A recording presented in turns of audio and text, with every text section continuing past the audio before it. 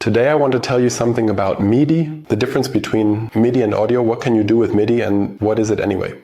Recently, various questions have arisen, especially in connection with the Yamaha MODX, because Yamaha hasn't exactly covered itself in glory with the internal-external Midi integration. They improved that with the Montage M, and that's why I would say let's get started now. If you like the video, I would really appreciate a like. And it's best to subscribe as well, so you won't miss the next videos. So many of you have surely heard of Midi. Today there's also Midi 2.0. It's been around for a while now, but let's just start with Midi. Midi and audio are two fundamentally different data transmission methods. Audio is what you know with jack plugs and XLR plugs in various forms, and that's where audio signals are transmitted. These are the waveforms that eventually come out as sound. I'm sure all of you are familiar with that. Then there's Midi. Midi comes in different variants. Midi is available as DIN plugs. Midi is available via USB, and Midi is now even available via Bluetooth.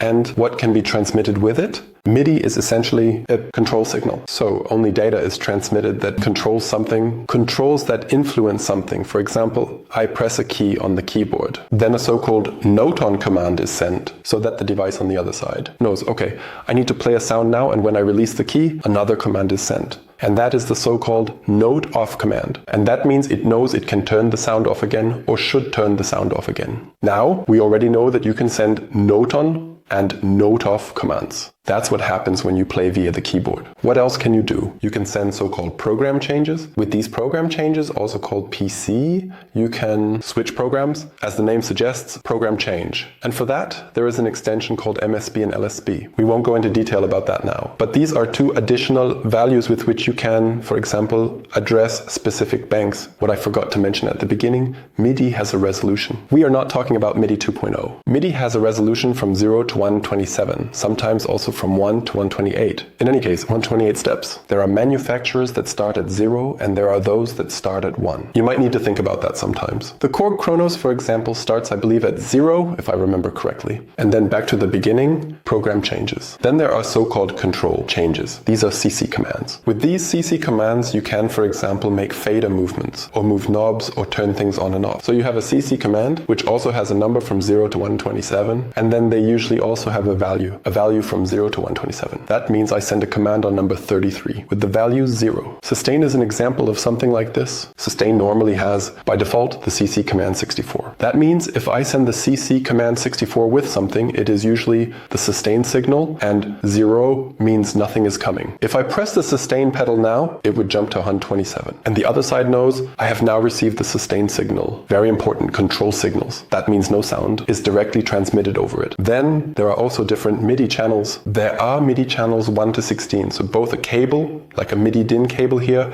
can transmit on a total of 16 channels. That means, theoretically, I could already control 16 different other devices with a keyboard that can do this. 16 different expanders, 16 different software plugins, or anything else. What can you do with it? For example, you can say, I'll just take a master keyboard with me, without sound generation, which suits me well, so I feel completely comfortable with it at home. And then I can take expanders with me, I can take a computer with me, with software setup and VST plugins. But I can also control an effects device with it, I can control a mixing console with it, or I can control lighting systems with it. What you can do with it is usually found in the Midi implementation. There should be one for every device that can provide Midi. And then you can see what can be controlled. Besides these things I just explained, there's also sysx. These are system exclusive messages. They are a bit longer, formulated in hexadecimal. You can do even more with them. But I would say, let's not delve into that just yet, because that goes further. And usually, with the things I've just mentioned, you can already get quite far. And how the devices handle that, I will show you in the next videos. The Yamaha MODX, for example, handles it differently than a Roland Fantom or a Korg Kronos. Since I have the good fortune of having these three here, I can show you. And in March or April, hopefully, a Montage M will also arrive. Then I can show you the changes that Yamaha has actually, as I understand it, improved compared to the old Montage M and the old MODX. Namely, that you can then adjust the Midi channels individually. So when addressing, that means it is really practical and usable. So that was the first introduction, and I would say when we get into the devices, we'll really do a few examples. As I just explained with the sustain, and we'll go through it and look at the Midi monitor to see what signals are actually being sent back and forth. But as an introduction, the conclusion is we have Midi, which is a control signal, and we have audio, which is,